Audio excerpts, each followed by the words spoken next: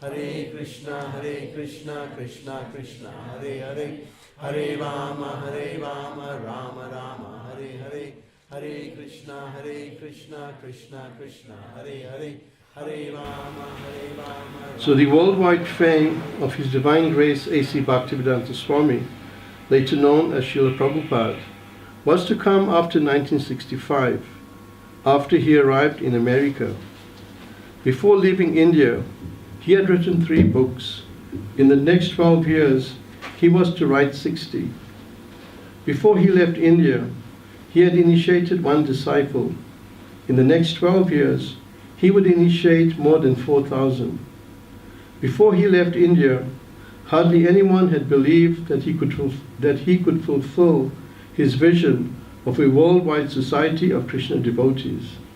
But in the next decade, he would form and maintain the International Society for Krishna Consciousness and open more than 100 centers. Before sailing for America, he had never been outside India. But in the next 12 years, he would travel many times around the world, propagating the Krishna consciousness movement.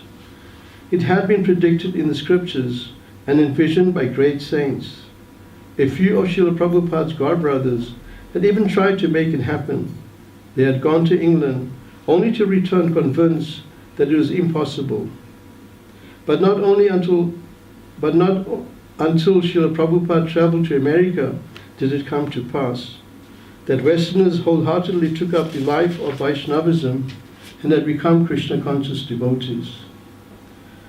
The story of Srila Prabhupada's spiritual success is narrated in subsequent volumes of Srila Prabhupada Lilamrta, the nectar of the pastimes of Srila Prabhupada, beginning with volume 2, Planting the Seed, New York City, 1965 to 1966.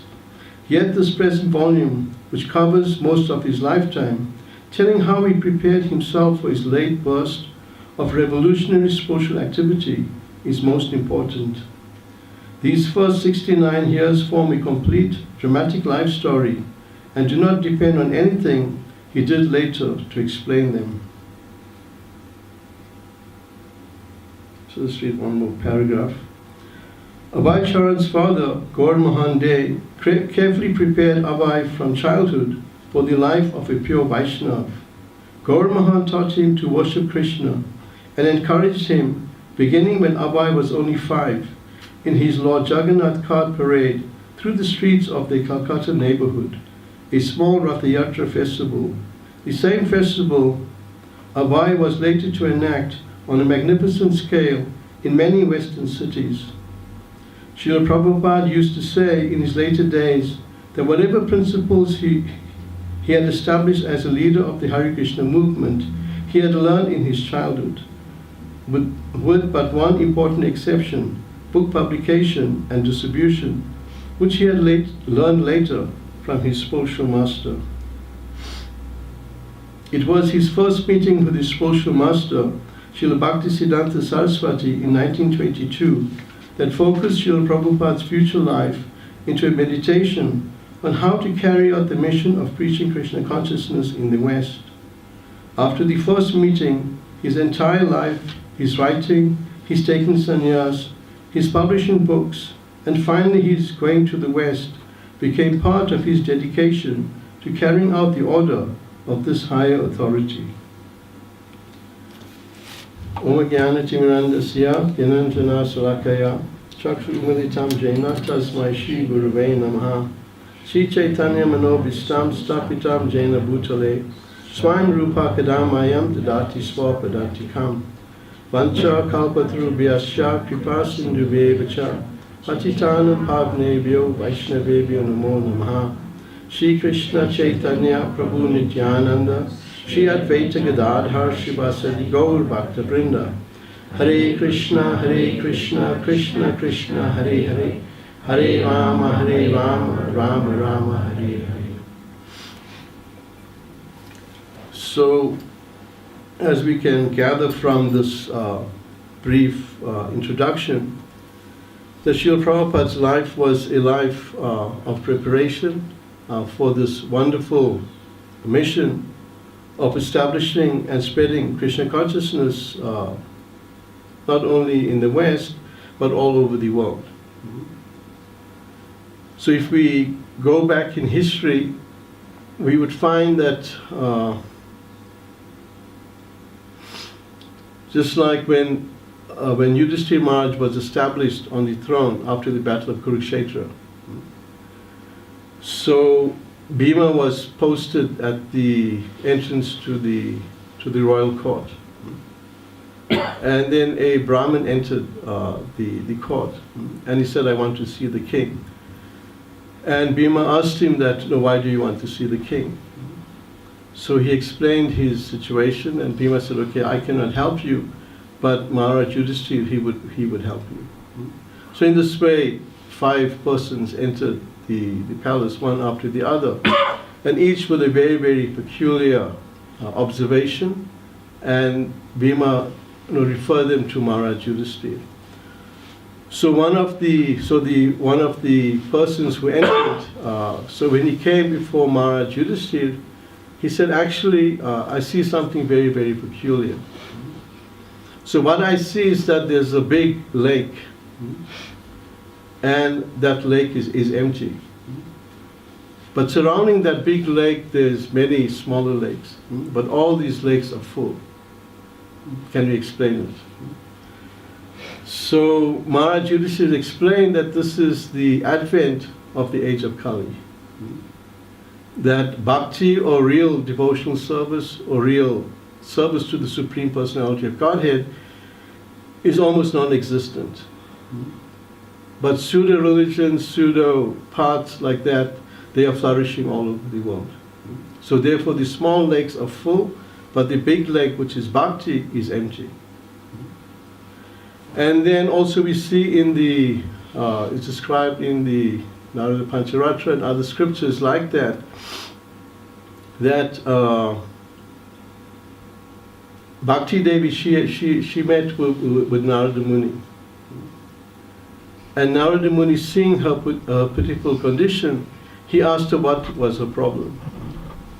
So she also said that actually, I have no life. Bhakti is almost dried up. And even my 2 sons, Vairagya and Vidya, knowledge and detachment, they're also very, very weak. So therefore, what can we do? And then Narada Muni explained that, do not worry, in the course of time, a great devotee of the Lord, he will appear, and he will actually establish bhakti all over the world. And Vairagya and your 2 sons, Vairagya and Vidya, they will also regain their strength. And then, so there's many incidents like that, or many references like that in scripture. And the other is of Mother Ganga, that she's saying that with like all the people, they're depositing their sins upon my head, in my waters, and in this way I'm becoming overwhelmed by this burden of sinful activity. And how can I actually carry on like this? And again, Narada Muni explained that in due course of time, great bhaktas will come, and simply by bathing in your waters, they will actually relieve you of that sinful activity, or of the sins that you are carrying. So in this way, we can see how in scripture so many references are made to the appearance of a very, very great personality.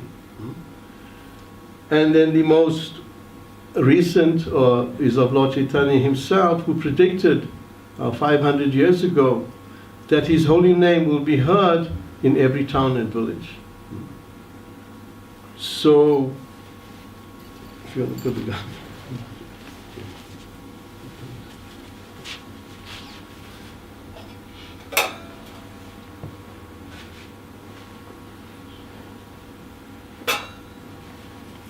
So Lord Chaitanya, he made this prediction. So we see in that Srila Prabhupada's spiritual master, Srila Bhaktisiddhanta, just like on the altar, the paramparas there, or the pictures of the great personalities, the Vaishnavacharyas.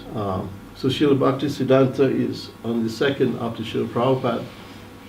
So he established 64 temples or the 64 mats all over India, from Calcutta right through to Cape Comorin. So in this way there were many, many temples all over India. And Srila Bhaktisiddhanta, he had many disciples. So Srila Prabhupada, prior to taking sannyas, he was a householder and he was living in Calcutta. And then it's described that Prabhupada would let out or allow the devotees from the Gaudiya Math to use his residence or the different rooms in his house for preaching purposes. So one time, one of Srila Prabhupada, and he was giving class to his students, and then he came across this verse that Lord Chaitanya is making, that the holy name will be spread all over the world. But he couldn't explain the verse. And he was thinking there's simply some metaphor, some nice poetry that Lord Chaitanya is saying. And Srila Prabhupada, he was actually sitting on the stairway, listening to, or chanting on his beads. So when the class was finished, then the students left, and then Srila Prabhupada's godbrother, he came out. And then Srila Prabhupada began to walk down the stairs.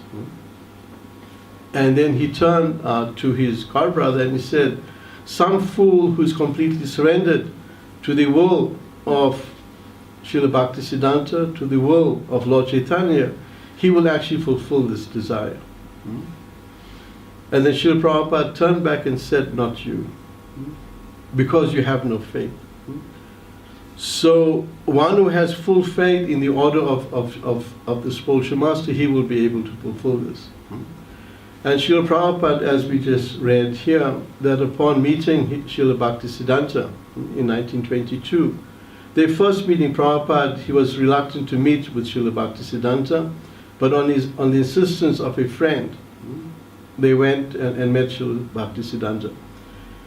And Srila Bhakti, even before Prabhupada, he offered obeisances, and before he even stood or to sit, Srila Bhaktisiddhanta said that you are an educated person, and you should preach Krishna consciousness in the Western world. So even just the first, not even like Prabhupada, just met him for the first time, and he's saying that you should spread Krishna consciousness all over the world. So, and then Prabhupada posed many arguments, and one of the more important arguments was that you're talking about Krishna consciousness, but India is ruled by the British. So how will people listen to us? Because we rule by the British and we colonize, so no one's going to listen to us. So Srila Bhaktisiddhanta explained that Krishna consciousness is far more important than nationalism, or far more important than secularism, is far more important than mundane religiosity. It is the actual need of society, of the world. So therefore, if you take up this mission, you will do good for yourself and you will do good for the entire world. So in this way, Srila Prabhupada is described that he accepted Srila Bhaktisiddhanta as his spiritual master within his heart. And he was very happy that he was defeated by his spiritual master. Because normally when we argue with somebody, then we want to be the winners. We want to win the argument. But Srila Prabhupada was defeated, and he said he felt great happiness in this defeat. So in this way, he surrendered to the instructions of Srila Bhaktisiddhanta, and he, as I say, his whole life was a life of preparation for this. And as we're reading here, that Gaur Mohande, Srila Prabhupada's father, he prepared Srila Prabhupada from his very birth to be a Vaishnava. Srila Prabhupada's father was a cloth merchant. And every day, many sadhus would come to their house.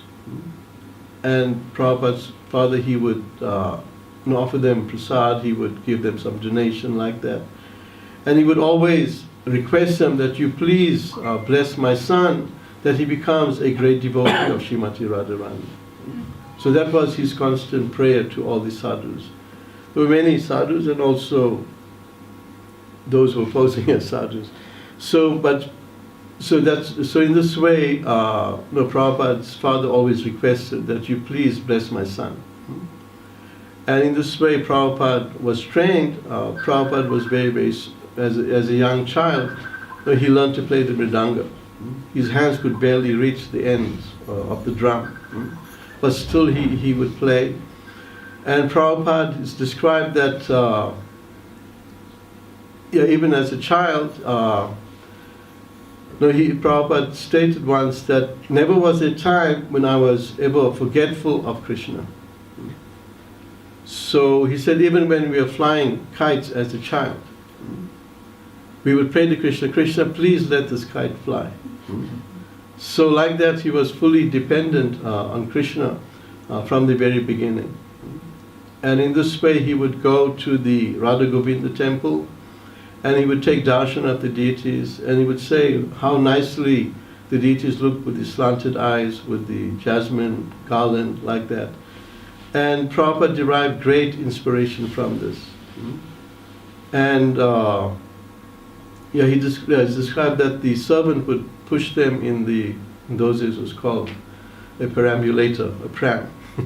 So the servant would push them in the pram, and then they would come before the deities.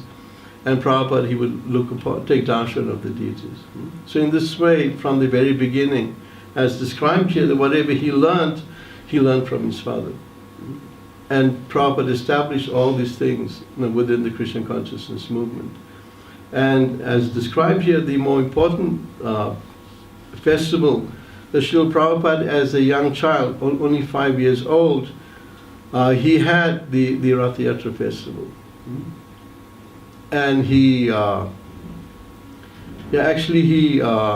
wanted to have this festival in a very, very grand way. And his father built him purchased a cart, and then they got the deities. In this way, Prabhupada, together with his childhood friends, they pulled the cart through the streets. And he got his parents and friends and like that, their families, to cook some prasad. And then they distributed. So Prabhupada's advice was enacted on a small scale. Prabhupada did it on a very, very grand scale later on. And then the most important thing that Prabhupada said, I learned everything besides the book distribution and book publishing, which I learned from my spiritual master. So Prabhupada as a young child is described that, there's many incidents, but one that stands out is that one time Prabhupada was playing with matches and his clothes caught on fire.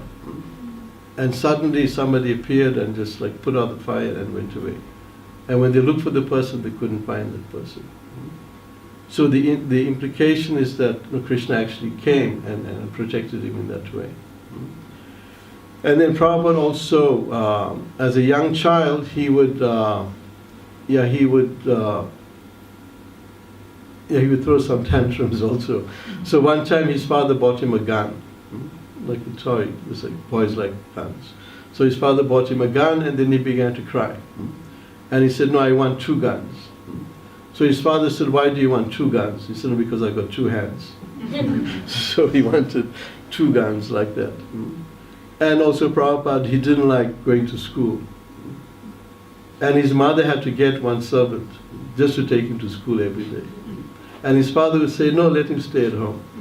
Let him play mridanga, let him, like that. But his mother was very, very insistent.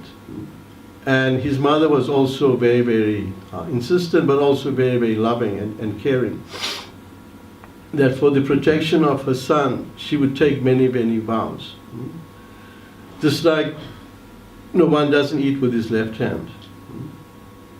But Srila Prabhupada's mother, she ate with her left hand. And then, so one day Prabhupada, as a young boy, he asked her, why are you eating with your left hand?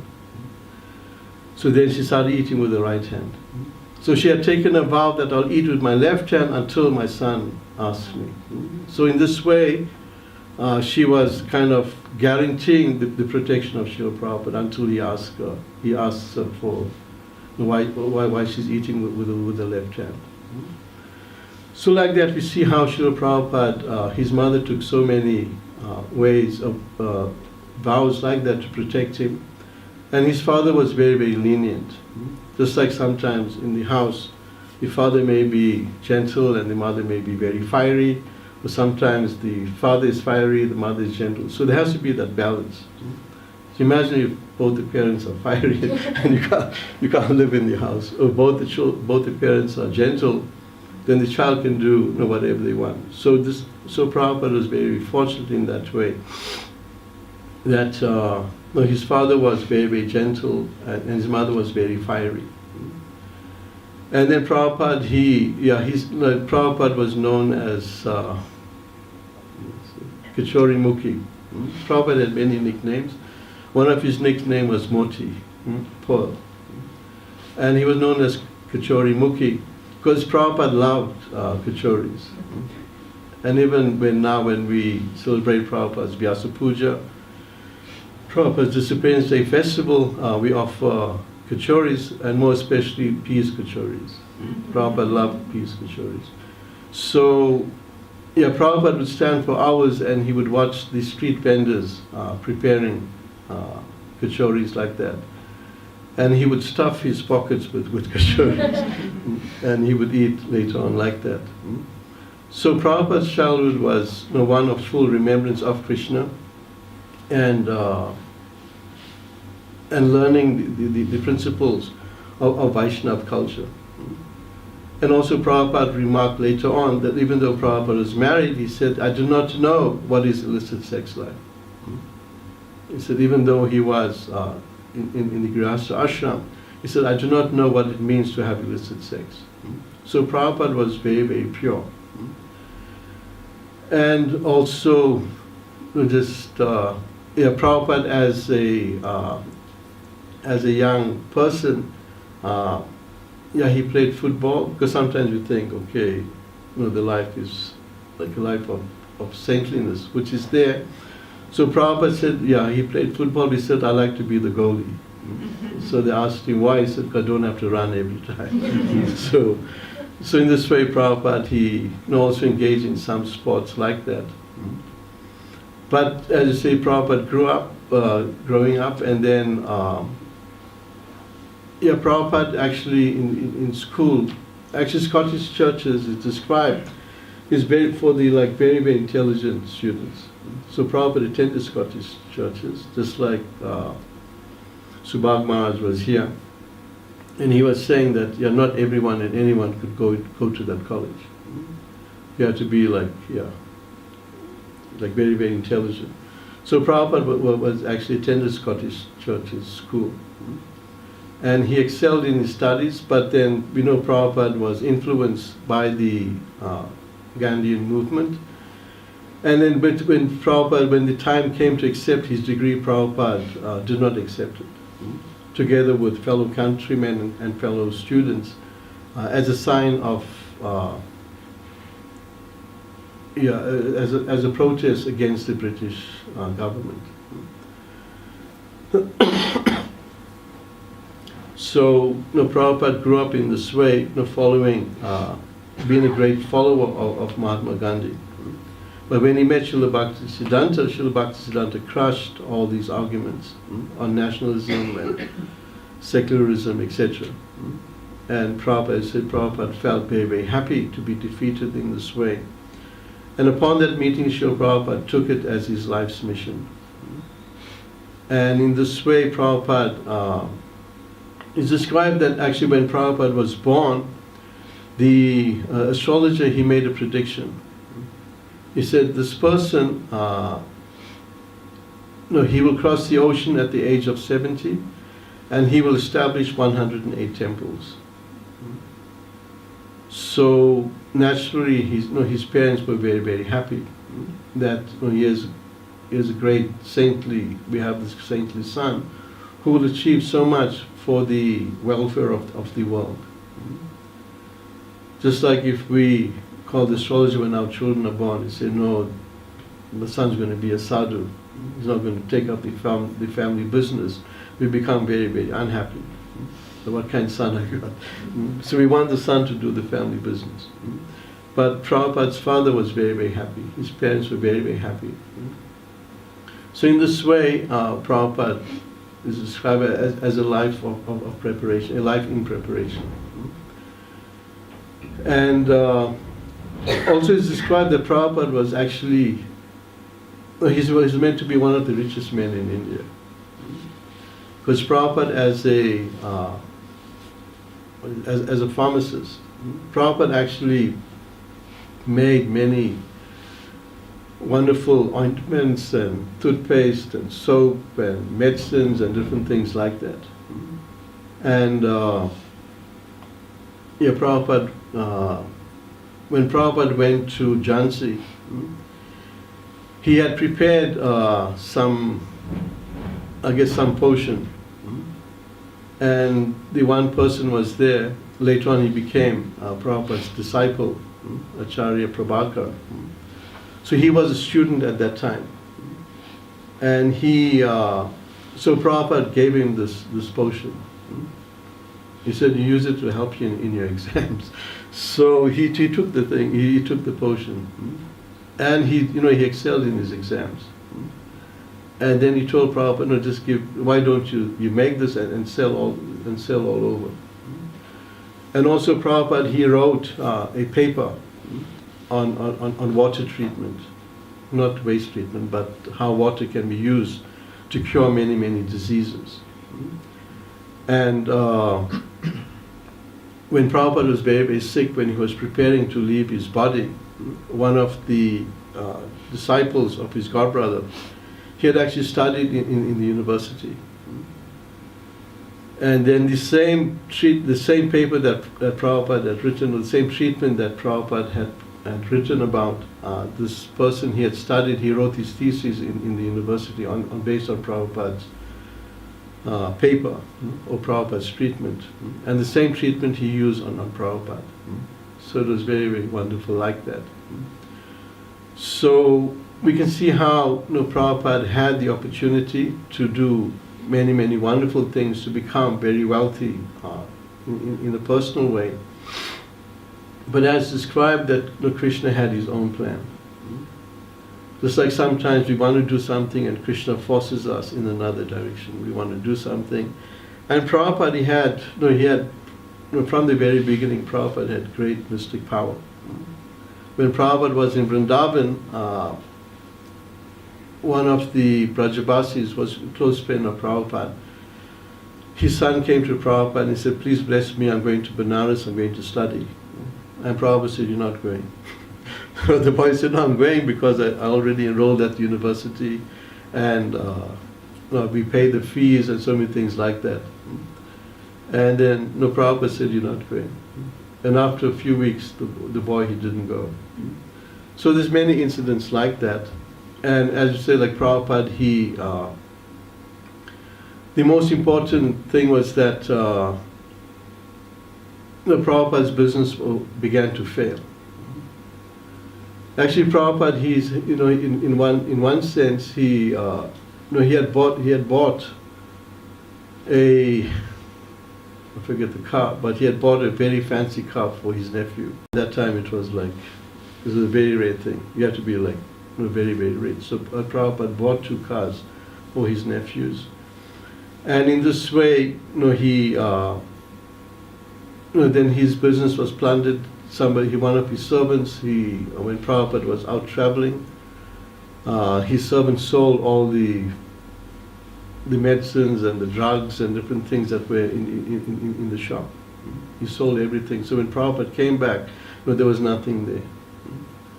So we can see how Krishna was pushing Prabhupada in a certain direction. And also at the same time, Prabhupada was having dreams wherein his spiritual master was requesting him to take sannyas.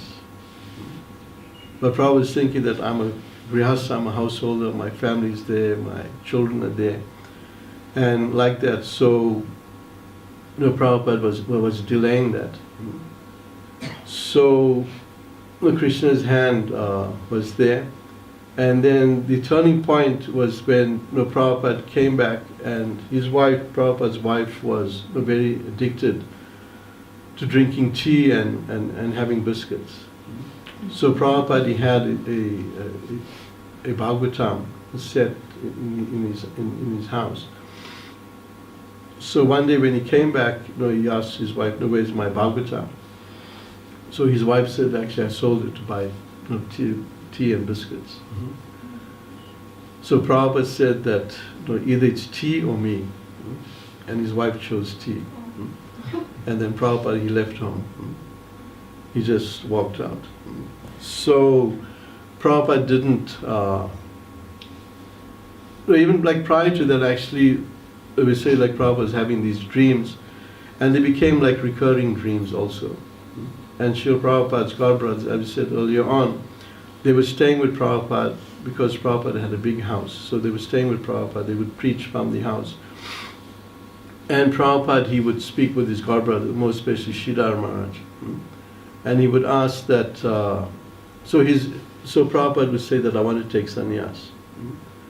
And he said, well, you're going to speak to my family. But Sridhar, Maharaj wouldn't want to speak because he knew the family very, very well. He knew Prabhupada's uncles, he knew Prabhupada's aunts, and so he was well acquainted with the family.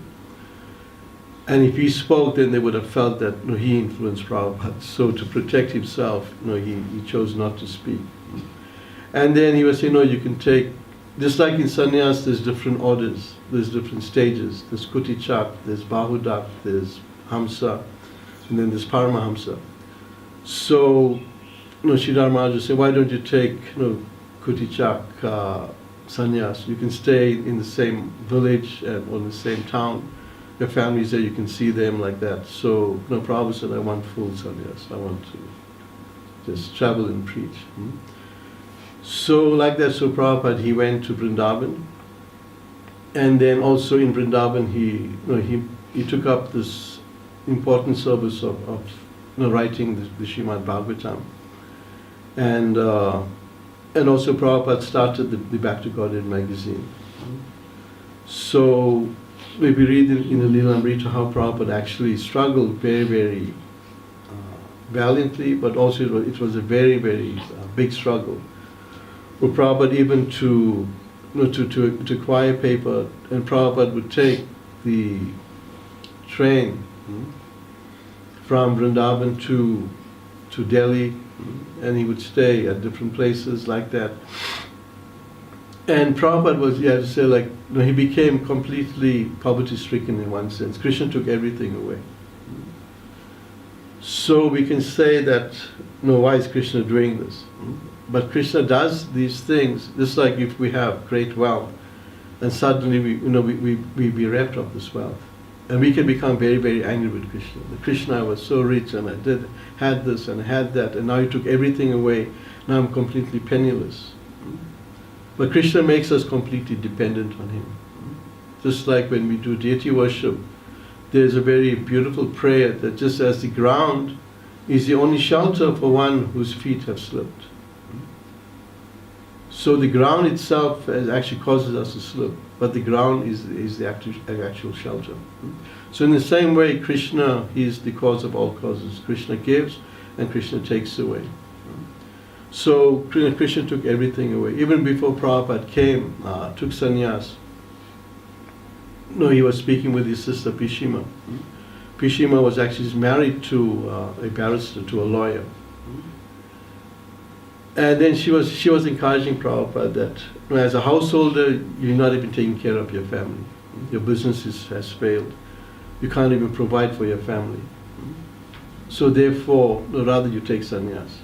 Otherwise, it's just, your life is just kind of useless in this way. So we can see again the hand of Krishna, that so many people were pointing Prabhupada in a certain direction like that. And then Prabhupada, he would, we started the Back to Godhead magazine, and Prabhupada would print it in Delhi, and then he would distribute it. He would go to the coffee or to the tea shops, and he would, personally, he would distribute them. And like that, and The Prabhupada suffered sunstroke. He collapsed in the street while trying to distribute Back to Godhead magazine. One time he was gored by a bull. So Prabhupada did so many things. He underwent so many trials and tribulations like that. But still he was undaunted. He persevered in fulfilling the order of his spiritual master, that my spiritual master has instructed me. And eventually when Prabhupada was preparing to journey west, he would approach his godbrothers, because he lived with his godbrothers at the Keshav Math, like that. And he would say that Srila Bhaktisiddhanta has instructed us to preach in the West. And they would reply, he didn't tell us, he told you. So none of them were prepared to come to the West. They said, no, Gurudev told you, and he didn't tell us. So no one was prepared to actually help Prabhupada in this way. But still he took it as the order of his spiritual master, which was his complete meditation. And even Prabhupada, when he would stay at the Radha Govinda temple, which is would house the Samadhi tomb of Rupa Goswami, like that. And early in the morning, it's described that Prabhupada, 2 o'clock in the morning, he would be sweeping the yard. And he will be crying like this, "Oh, Rupa, please help me fulfill the order of Srila Bhaktisiddhanta." So he was completely dependent on Krishna, he was completely dependent on the mercy of the Vaishnavas. And more especially the predecessor acharyas, and more especially Rupa Goswami. And he would cry out like that. And eventually Prabhupada went to the West. So one important incident is that when Prabhupada Prabhupada actually established the Krishna consciousness movement in the West. So one pujari from the temple of Advaitacharya, he prior to Prabhupada going to the West, in Mayapur itself was mainly Indian people, Bengalis were there, and people would come from Jagannath Puri like that. They would visit the temples. But this pujari, he was seeing more and more European people coming, more and more Westerners coming to Mayapur. And he was thinking that, how are these Westerners coming? Who has actually brought them like that? And then they showed him a Back to Godhead magazine, and they're saying that this is our Guru Maharaj, like that. And then he came to the Lord. So like that, so he said, and then later on when he saw the picture of Prabhupada, and he realized that this is the same person that had journeyed to the West and actually came back, and all these Westerns are coming because of the influence of Srila Prabhupada. So he said, I actually have to tell the story. So before Prabhupada went to the West, he was praying like that, taking the mercy of all these great Vaishnava acharyas and devotees of the Lord, who actually predicted, who actually paved the way for Krishna consciousness to spread all over the world. And we have to acknowledge that what Prabhupada has done is something very, very wonderful, and it's unique. It will never be repeated. That to establish a worldwide movement of bhakti that was deeply rooted in India, but to take it to the West, just like we're reading that Srila Bhaktisiddhanta, he had sent one of his disciples, or two of his disciples, to the West. And when they came to the West, they came to England, and they tried to preach, but there was no success. And the one famous incident is that they met this one Lord, Lord Zetland. So he said that, I want to become a Brahmin. So he said, you please tell me what it is to become a Brahmin. So they said, no meat eating, no gambling, no intoxication, and no illicit sex life. Then he said, it's easier for me to die. So, yeah, so we can see how, so they were unsuccessful. In one sense, they had met Hitler, they had met Goebbels, like that, Hitler's right-hand man. But there was no success in their preaching. So they returned, and they was actually sponsored by Srila Bhaktisiddhanta. He gave them money, he gave them facility, whatever they wanted, he gave them for spreading Krishna consciousness, for going to the West and for spreading Krishna consciousness. But somehow, they couldn't do it. So Prabhupada, he went, and he was, I say, it was a very, very wonderful or remarkable achievement. And naturally, he became, his godbrothers became envious of him, of his success. So, they began to criticize Prabhupada, that you're accepting Western people and you're turning Westerners into Vaishnavas. And not only that, you're allowing ladies to be in your society. And they're doing the things that the Brahmins are doing like that. So they became very, very critical of Prabhupada, they became very, very envious. So Prabhupada told the story of Christopher Columbus.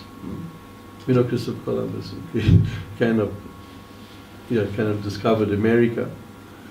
So there was a challenge that who can, just like the egg is oblong, so who can make the egg stand up straight? So no one could do it. So then Christopher Columbus, he took a small spoon and then he made a small indent, and then he put the egg on the table. And then they said, no, but we can do that also. So Prabhupada said, so Prabhupada told the story, that they couldn't do it, but he did it.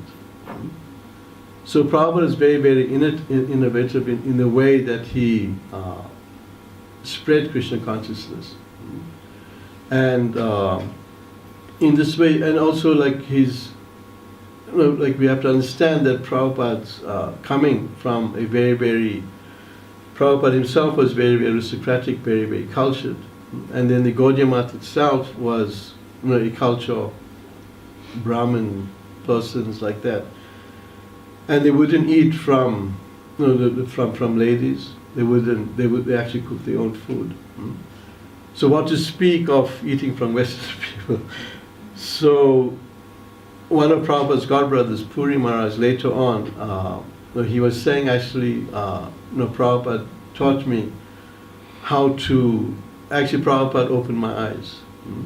In the sense that when Prabhupada's godbrothers, when he met with his godbrothers, and Prabhupada asked him to take prasad. And they would think, no, this is cooked by Western people. How can we eat this food? But Prabhupada is eating like that. So then he offered this and like that. So then they began to take prasad. So actually Prabhupada broadened their horizon, he broadened their vision, and it showed the depth of his compassion. The Krishna consciousness is not just meant for Indian people, it's not meant for Hindus, but Krishna consciousness is for everybody, irrespective of caste, color, creed, nationality, etc. And that's the teachings of Lord Chaitanya, that is the teachings of Krishna in Bhagavad Gita. It's not that Krishna spoke only for Hindu people or only for Indian people. The fact that Krishna spoke Bhagavad Gita in the midst of both the armies, Prabhupada cites that as proof that that everyone is actually meant to hear Bhagavad Gita. Krishna didn't take Arjuna one side and say, okay, and spoke Bhagavad Gita, but Krishna spoke in the midst of the army, of both the armies. So everyone could actually hear. So Krishna consciousness is not sectarian in that way. And Prabhupada actually, in the mood, just like one time Prabhupada was in Bombay and one man was challenging him, that what is your equal vision? Krishna says in Bhagavad Gita that the humble sage, by virtue of true knowledge, he sees with equal vision a dog eater, a cow, an elephant, like that. So what is your equal vision? And then Prabhupada turned to his disciples and he pointed to his disciples and said, this is my equal vision. That I didn't give Krishna consciousness just for Indian people, but Krishna consciousness is for everyone. So this is the equalization, because one is saying that everyone is a spirit soul, everyone is a servant of Krishna. It's not only Indian people are servants of Krishna, or Hindu people are servants, but everyone is a servant of Krishna. And citing Rupa Goswami, that where if one, by an alchemical process, bell metal is turned into gold. So by the process of initiation, anybody can actually become a qualified person. So it's not based on birth or on caste or qualification, etc. And this we see again, this was exemplified by Lord Chaitanya, who accepted many personalities who, in one sense, were ostracized by Hindu society, by the Brahmanas. Haridas Thakur, he was a Muslim, but he became the Namacharya, the great teacher of the holy name. When we chant Hare Krishna, it's based on the principles given by Haridas Thakur. And Haridas Thakur, like that, he would chant 300,000 names of Krishna every day.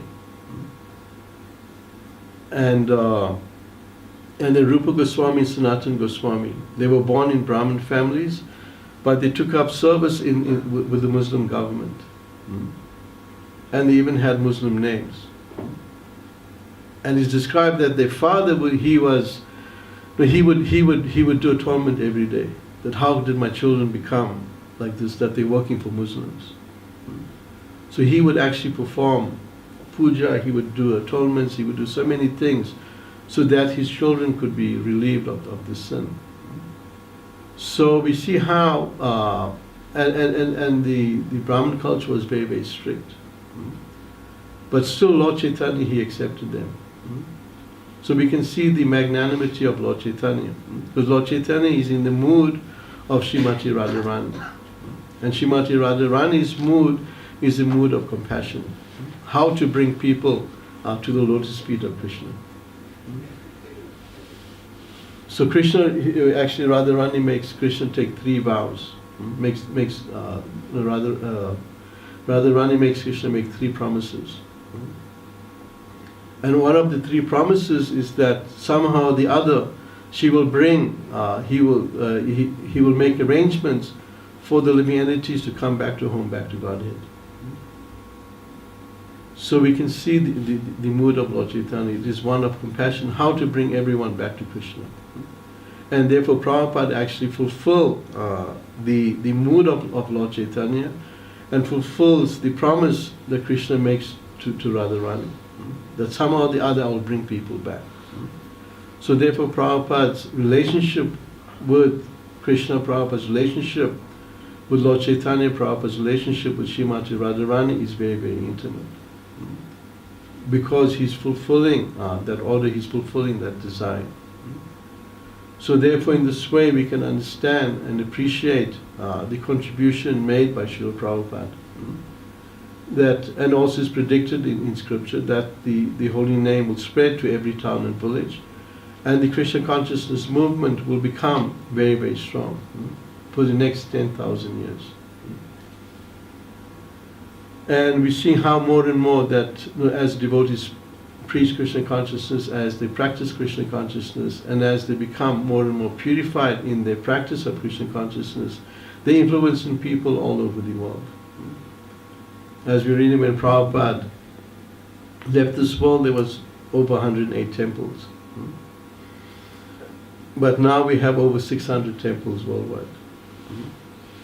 And just like last week, the devotees came from Mayapur, we're building the temple of the Vedic planetarium. Just like Srila Bhaktivinoda Thakur, he wrote a letter to Srila Bhaktisiddhanta. So Bhaktivinoda Thakur was the father of Srila Bhaktisiddhanta. And he wrote him a very personal letter, and he said that I want you to develop Mayapur. So this is, in one sense, this was the most important instruction because it is the birthplace of Lord Chaitanya. I want you to develop Mayapur. So we see Lord Srila Bhaktisiddhanta, he established the Gaudiya Math at the birthplace, the Yoga Pit at the birthplace of Lord Chaitanya. And again, the establishment of the Yoga Pit, we know it's a very, very wonderful pastime. That when, see, many people were actually, because of, say, material calculation, they established, they were saying that the birthplace of Lord Chaitanya is in Navadvip. So many people were going there and they were simply making money because people come to the temple, they give donations, they like that. So these people were actually making a business out of the birthplace of Lord Chaitanya. So Srila Bhaktivinoda Thakur, one day he was standing on the balcony of his house, which was on the opposite bank of the Jalangi. And when he was looking out of looking from his balcony, he saw a bright light across the Jalangi. And then so the next day when he went to where he saw the light, and then he found a big anthill there, and it was full of tulsi leaves. And then he got Srila Jagannath Das Babaji Maharaj, who was considered the Vaishnava at the time. So Srila Jagannath Das Babaji, he was very, very old, just like Srila Jagannath Das Babaji is like the second last picture on the altar. So he was 125 years old. He was so old he couldn't walk, he had to be carried in a basket. And he couldn't open his eyes because his eyelids, they drooped over his face. So if he had to open his eyes, someone had to hold up his eyelids like that. He couldn't see like that. So he was very old. So when Srila Bhaktivinoda Thakur brought him there to the place where he had seen the light and all full abundance of tulsi trees like that, Srila Jagannath Das Babaji, he jumped out of the basket and he began to dance in ecstasy. He was so old he had to be carried in a basket. But seeing just like being in the presence of Lord Chaitanya's birthplace, he jumped out of the basket and he began to dance like a young man. So this confirmed that this is the actual birthplace of Lord Chaitanya. And then later on, Srila Bhaktisiddhanta established the temple there at the Yoga Pit. So Srila Bhaktisiddhanta, he told Srila Bhaktivinoda Thakur, he told Srila Bhaktisiddhanta that, I want you to develop Mayapur. So Srila Prabhupada, we know that it's like the opening of the temple is planned for 2022, which is the 50th anniversary of the establishment of the Mayapur project. So they want to complete the temple. So that temple is the largest temple in the world. And just like we were saying that the Kirtan hall itself can hold 10,000 devotees. And when Prabhupada went to the West, he saw the capital in Washington. And Prabhupada, from the very beginning, he saw the dome. He said, the temple has to be like this, the temple has to be like that. And Prabhupada was giving ideas like that.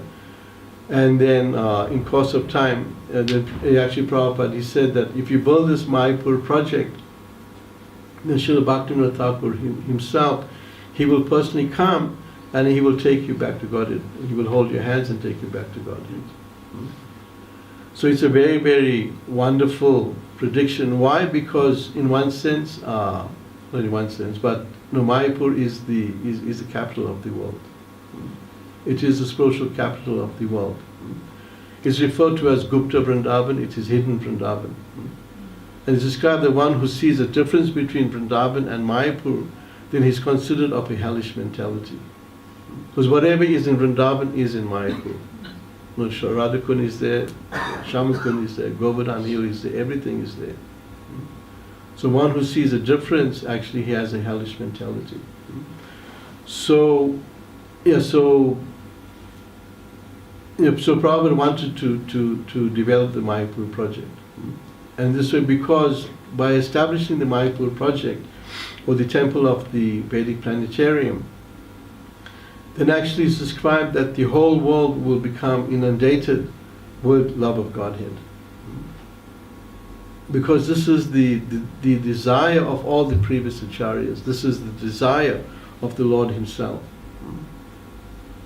Because it's referred to as the Adbhuta temple, this very, very magnificent temple. When Lord Nityananda was taking Jiva Goswami on parikram, so before Jiva Goswami went to Vrindavan, Lord Nityananda personally took him to all the holy places. So this is where Advaita Acharya stayed, this is where Lord Chaitanya stayed, this is where Shiva Thakur stayed. And these are the way Lord Chaitanya enacted these pastimes like that. So he was taking Jiva Goswami around like that. And then he said that in due course of time, a wonderful temple will appear. So this is Lord Nityananda's prediction, this is Lord Nityananda's prophecy, this is Lord Nityananda's desire. Because when the temple is established, then the whole world, because it is the hub of the universe in one sense, it's the capital of the world. So then the whole world, the love of Godhead will spread all over the world. Just like it's described that Lord Chaitanya, he's like an intoxicated person. Just like when a person is intoxicated, he doesn't know what he's doing. He does so many things. So Lord Chaitanya is completely intoxicated with love of Godhead. So therefore he doesn't know what he's doing. He's giving Krishna consciousness to anyone and everyone. He's freely distributing. He's not making any distinction. Oh, here's an Indian, here's a European, here's a Brahmin, here's a Sudra. He's not making that distinction. He's freely giving. So, and then he's saying that I'm a gardener, and how much fruit can I eat myself? And how much fruit can I distribute myself? So therefore, in one sense, we all part of Lord Chaitanya's family. And we help him distribute these fruits of love of Godhead. And by distributing these fruits, then we ourselves become benefited. So Lord Chaitanya is giving the whole world the opportunity to actually perfect our lives. We all given this equal opportunity.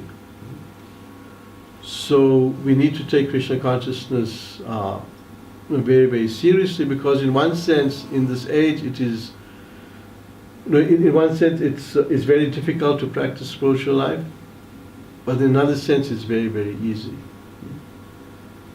We just, anyway, we sent out one message the other day where the devotees were citing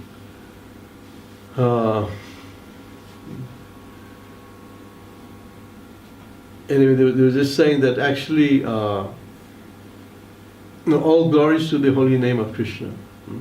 Now that the holy name of Krishna is spreading all over the world, Yamaraj has no job. Because no one is suitable, everyone is going back to Godhead. So everyone is being blessed.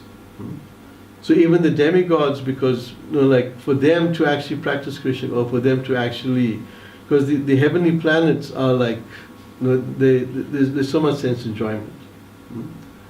It's like like a prince. He's surrounded by wealth, he's surrounded by opulence, he's surrounded by so many things. So the heavenly planets are like that. So there's no question of, let me worship Krishna, let me take up devotional service.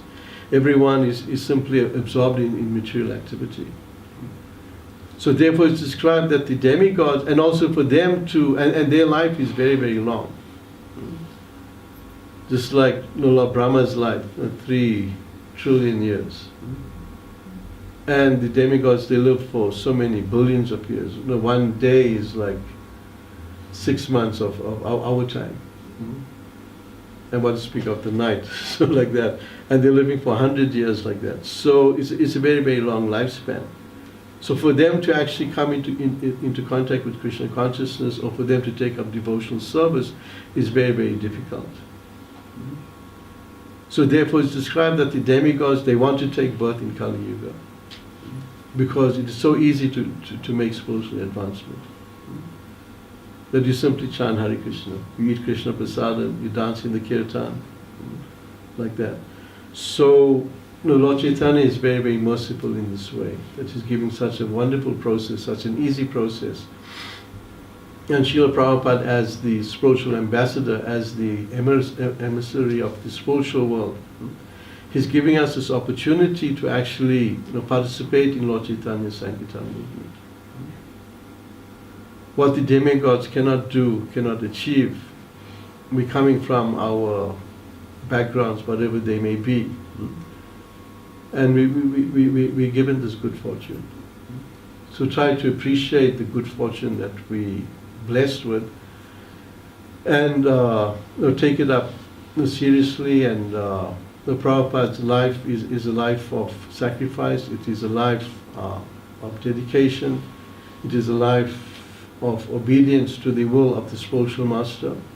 And if we actually live by these principles, then so many wonderful things will also happen in our lives. And most importantly, that at the end of this lifetime, we can go back to the spiritual world.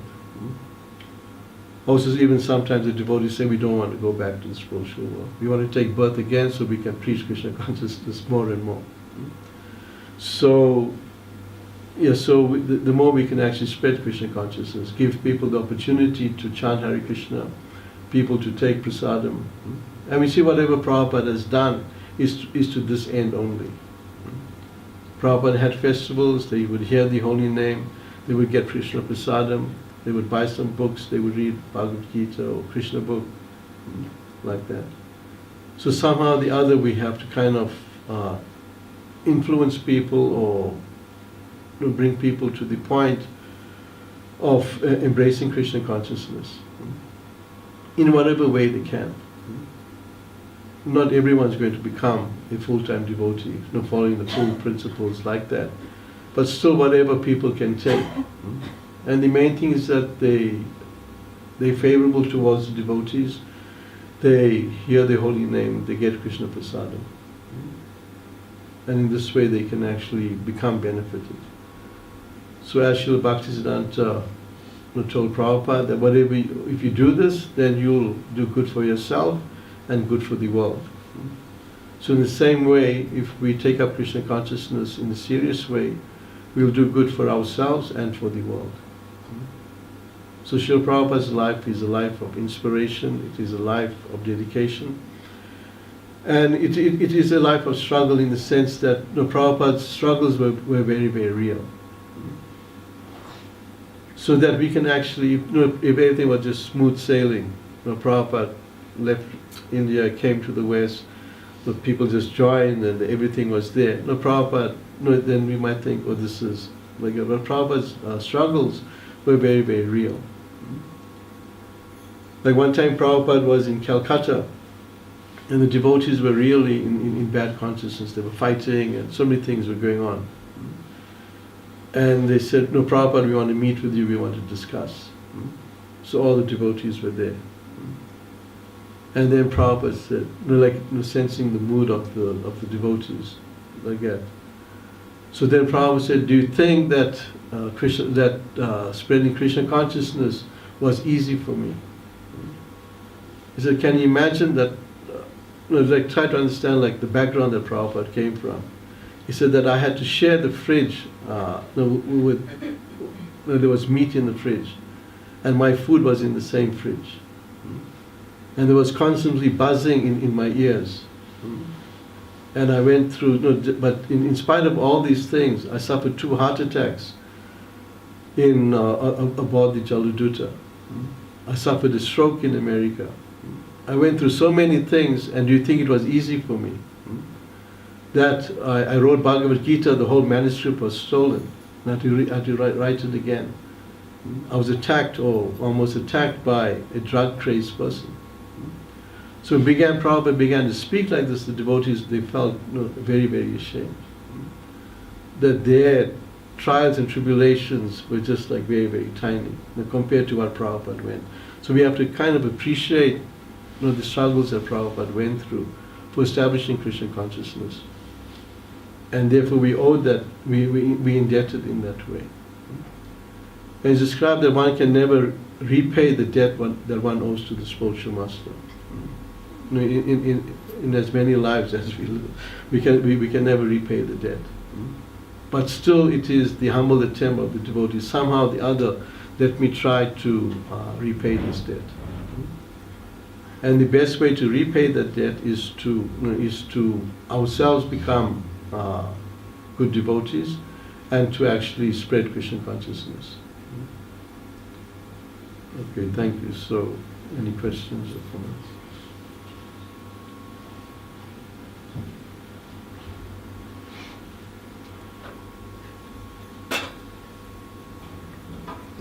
Thank you, Prabhu.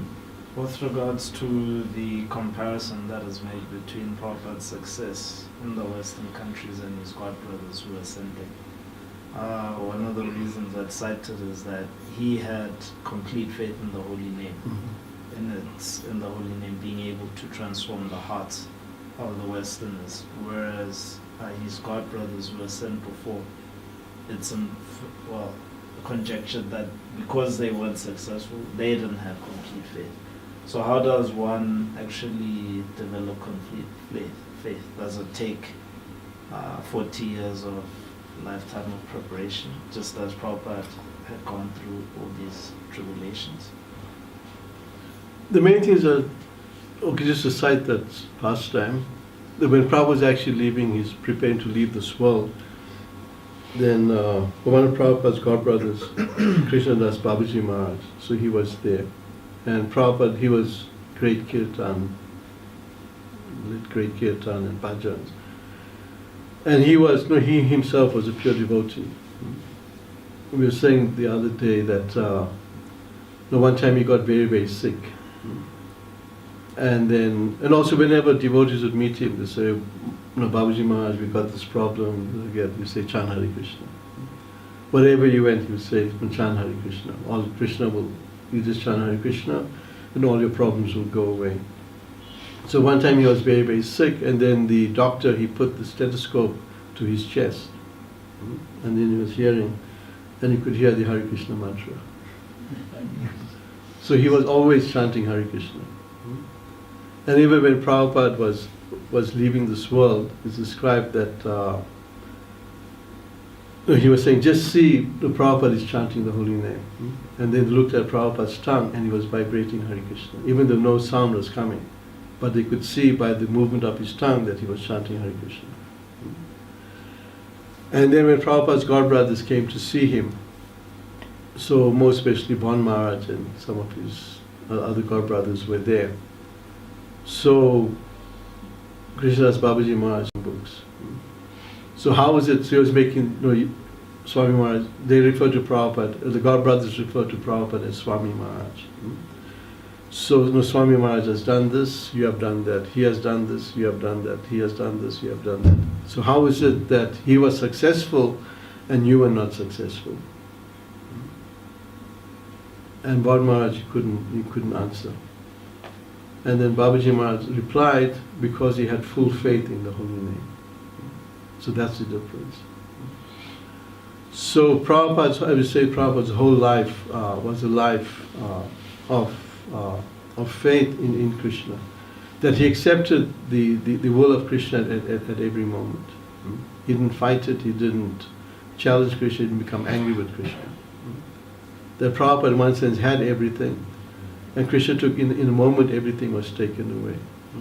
But he had faith that this is the will of Krishna, this is the hand of Krishna. So, sometimes in our lives we might undergo so many trials and tribulations that we might just try to fight it and make some plan and somehow do this, do that.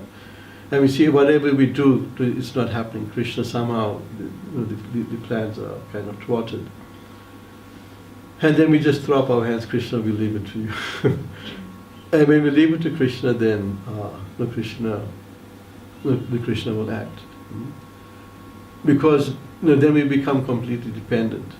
And that's what surrender means, to become dependent on Krishna. Just like we read in Bhagavad Gita, we read in Nectar of Devotion, that one has to surrender to Krishna. So surrender means that we're fully dependent on the mercy of Krishna at every moment. Not only in good times or in bad times, but at every moment we're fully dependent on the mercy of Krishna. And when we see the hand of Krishna working, then our faith increases. As we depend more and more on Krishna, then we see how Krishna is actually helping in so many ways. Then naturally our faith increases. And as our faith increases, then Krishna works more and more like that. So faith doesn't mean that we have to, that we get Krishna to work for us. Like Prabhupada said that, just like we say, okay, we're trying to build a temple next door.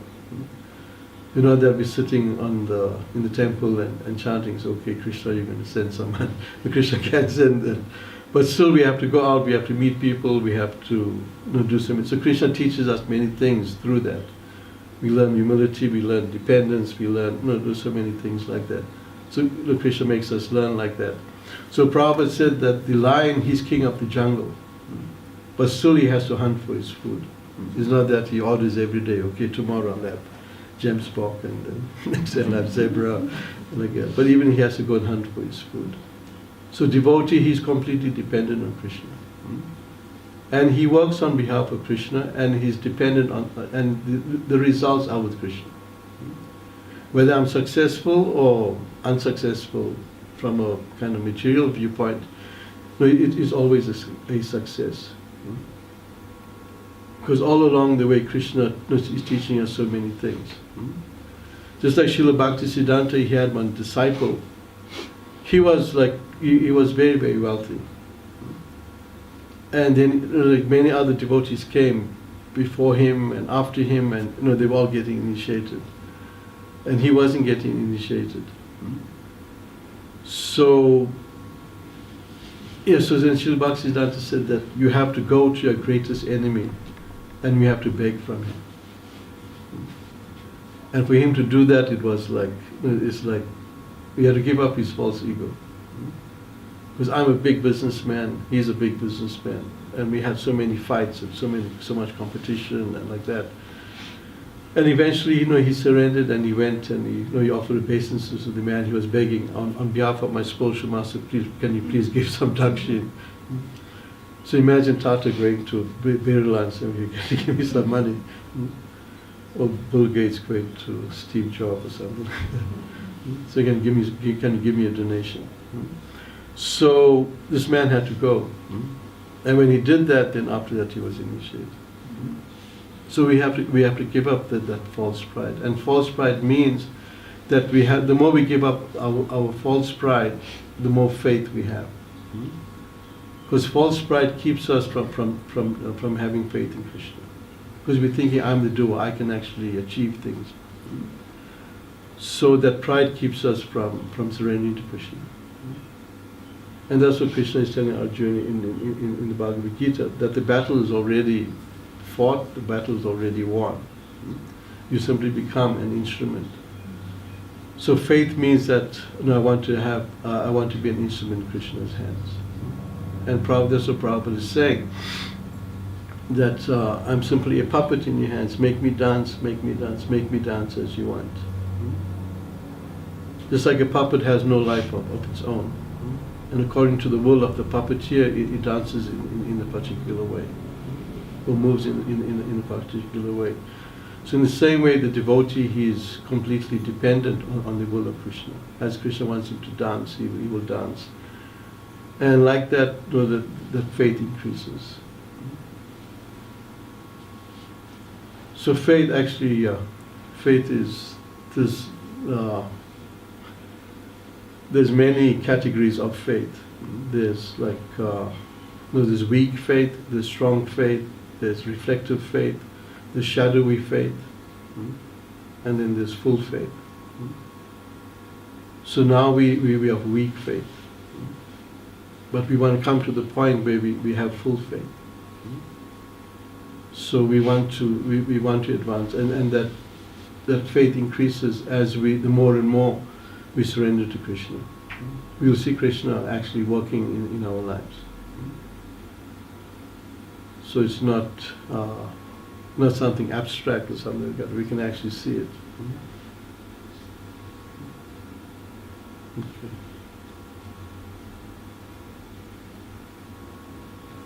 We were saying the other day how the one man,